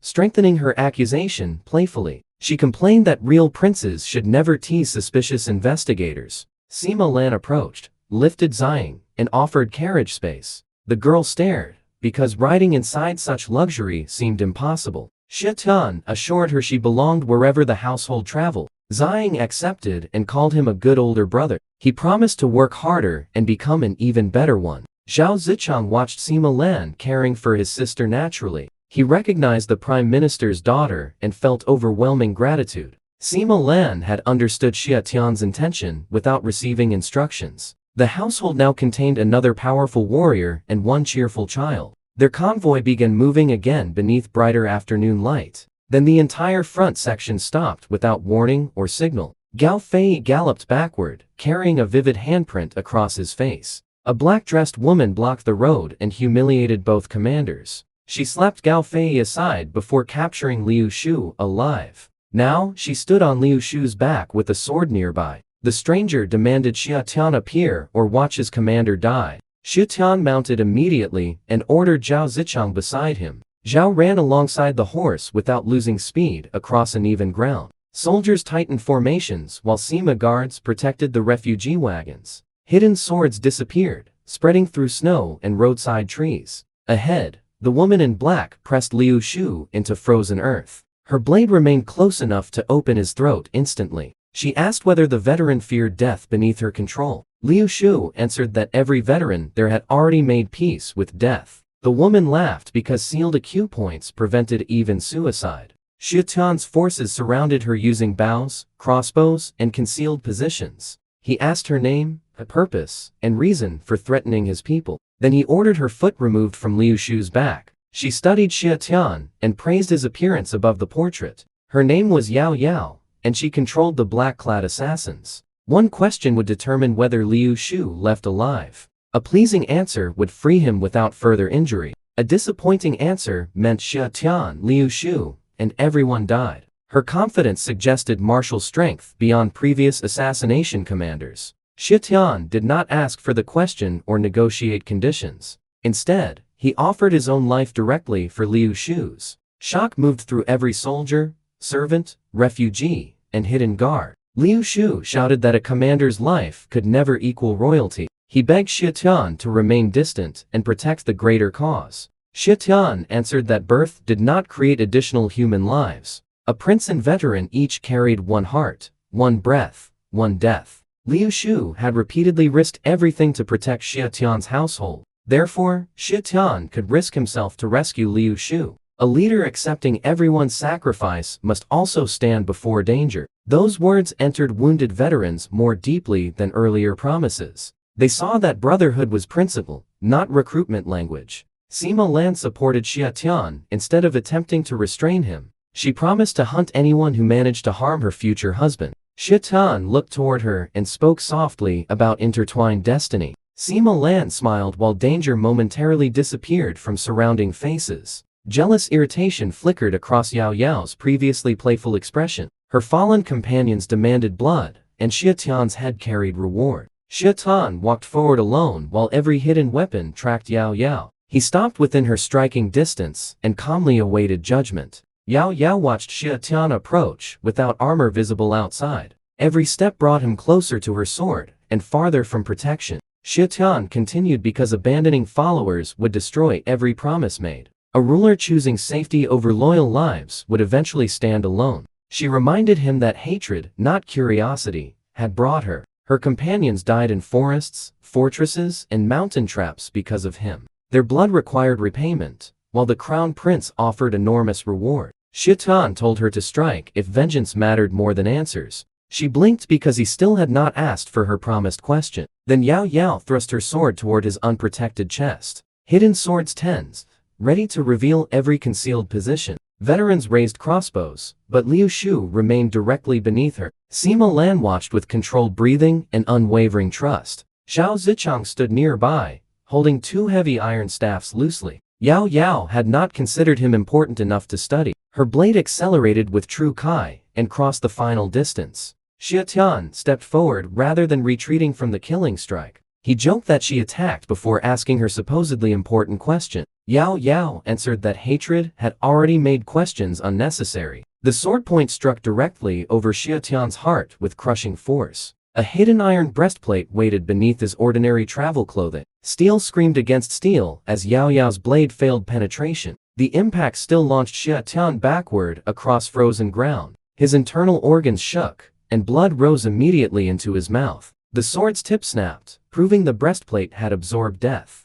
Liu Shu rolled free during Yao Yao's moment of surprise. Warmth spread inside his chest, while damaged breathing steadied gradually. His preparation had not erased danger, but it had purchased survival. The veterans fired together once Liu Shu cleared the attack line. Bolts crossed toward Yao Yao from several carefully measured directions. She twisted through them with movement beyond ordinary human speed. Not one struck deeply enough to slow her approaching counterattack. Yao Yao ignored the soldiers and rushed toward Xia Tian again. Killing him remained the only victory capable of repairing her humiliation. Hidden swords emerged from snow, trees, wagons, and roadside shadows. Their formation closed around her with synchronized, silent precision. Numbers meant nothing when individual strength crossed certain terrifying thresholds. Xia Tian understood that lesson already from the second holy messenger. Preparation, though preparation could turn superior strength into predictable arrogance. Yao Yao believed every visible obstacle had now been removed.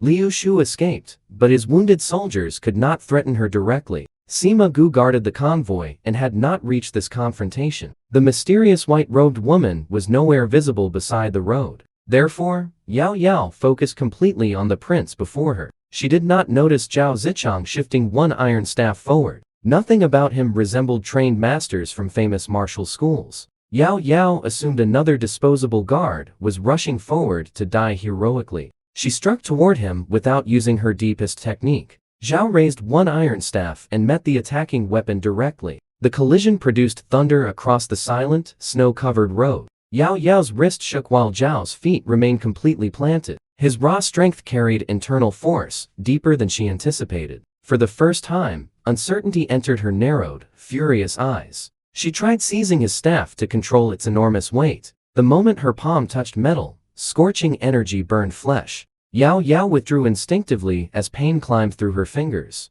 Zhao Zichang still looked honest, calm, and almost apologetic. Nothing inside his expression matched the monstrous strength he revealed. He rotated his second staff above one broad shoulder. The movement remained simple, direct, and impossible to misunderstand. That iron weapon began descending toward Yao Yao's exposed head. She gathered True Kai desperately while calculating possible escape paths. Every route contained archers, veterans, hidden swords, or Xia Tian. Only then did Yao Yao reconsider every assumption behind the attack. Xia Tian had walked forward. Knowing armor protected his heart, he offered himself because Liu Shu's freedom created the firing opportunity. The apparent emotional decision contained cold tactical purpose beneath sincerity. Even Zhao Zikang's position beside him had been deliberately chosen. Yao Yao never recognized the strongest defender because Xia Tian hit him openly. This was the same pattern, destroying every previous mission. Enemies received accurate fragments, but interpreted them through false rumors. They believed Xia Tian foolish, lustful, sheltered, and militarily helpless. Each belief guided them exactly where he wanted their forces. At Peach Blossom Fortress, darkness swallowed professional scouts without warning. Repeated crossbows transformed crippled veterans into an execution wall. The second holy messenger escaped, only to die alone inside forest. Her mounts, weapons, money, and tokens strengthened Xia Tian afterward. At Two Dragon Mountain, staged victims lured nobody according to plan. Hidden swords emerged beneath archers and dismantled the valley ambush. Silver Tear Killers celebrated fake blood before snow opened below. Their own assault became the moment 100 warriors awakened True Kai. Bandits, assassins, and imperial soldiers all disappeared from the mountain. The Crown Prince's secret treasury now traveled inside Xia Tian's convoy. Every attempted execution had become food, weapons, horses, soldiers, or reputation. Yao Yao had interpreted those disasters as Sima family interference. She never discovered who cleaned battlefields and erased reliable evidence. The mysterious woman in white repeatedly blocked her strongest external support. Rage accumulated because every careful move dissolved without understandable cause. Today, Yao Yao intended ending uncertainty through direct, overwhelming violence. She captured Liu Shu and forced Xia Tian into personal range. At first, everything unfolded exactly according to her chosen scenario. The prince appeared handsome enough to distract even a hardened killer. Still, reward and revenge outweighed any fleeting attraction. She stabbed confidently, expecting steel to pass through flesh and heart. Instead, hidden armor broke her blade and exposed her position. Liu Shu escaped, crossbows fired, and concealed warriors surrounded her. Now, Zhao Zichang revealed strength capable of challenging the continent's elite. The supposed hunter finally understood how completely she had been hunted. Zhao's descending staff pushed wind outward like a collapsing iron wall. Snow scattered beneath the pressure before the weapon reached its target. Yao Yao's burned hand could no longer grip her broken sword properly. Her internal energy surged, but every possible movement arrived too late. The strike above demanded defense, while surrounding weapons denied retreat. She finally understood why Xia Tian approached without visible hesitation. He had never gambled blindly with his own life or Liu Shu's. Every emotional word remained genuine, yet strategy supported every step. That combination made him more dangerous than purely ruthless commanders. Xia Tian inspired loyalty because his principles were completely sincere. Then he used that loyalty with the precision of a battlefield surgeon. Liu Shu had begged him to stay back from certain death. Instead, Xia Tian demonstrated that no follower was considered expendable. Sima Lan had supported him because she recognized both heart and calculation. She did not mistake compassion for weakness or preparation for coldness. Their brief talk of fate embarrassed Yao Yao during a killing mission. That irritation pushed her into attacking before asking the promised question. Yet he had not spoken falsely to manufacture distraction. His feelings for Sima Lan had become visible through recent danger. She understood him increasingly without demanding ownership of every secret. The crown prince wanted Sima beauty, Sima power, and unquestioned obedience. Xia Tian offered freedom, respect, responsibility, and shared risk instead. One man treated women as possessions while another treated them as partners. Yao Yao remembered the crown prince's rage after every failed report. He broke objects, screamed threats, and demanded increasingly reckless attacks. His anger shortened preparation, while Xia Tian's calm expanded it. Each failure forced assassins into riskier positions with fewer escape routes. Yao Yao believed personal intervention would finally end that humiliating sequence. She captured Liu Shu easily and slapped Gao Fei aside. Xia Tian came forward, appearing defenseless, young, and emotionally exposed. For one moment, Yao Yao believed the legends of his beauty. He looked more striking than the crown prince she served. But attraction never softened her intention to collect his severed head. Instead, she discovered that Xia Tian had planned around her personality. He knew vengeance would make her impatient after previous disasters. He knew a hostage would tempt her into standing still. He knew arrogance would make her underestimate an honest village hunter. Xiao Zichang was not formally displayed as a hidden trump card. That simplicity concealed power more effectively than masks or secret tunnels. Yao Yao had inspected famous guards while ignoring the strongest man present. Now, his second staff descended, carrying strength she could not measure. Her cultivated instincts recognized death before her conscious mind accepted it. The world seemed to slow around that approaching iron shadow. Liu Shu crawled away while soldiers kept their weapons trained. Hidden swords recovered their stances despite pain from Yao Yao's sweep.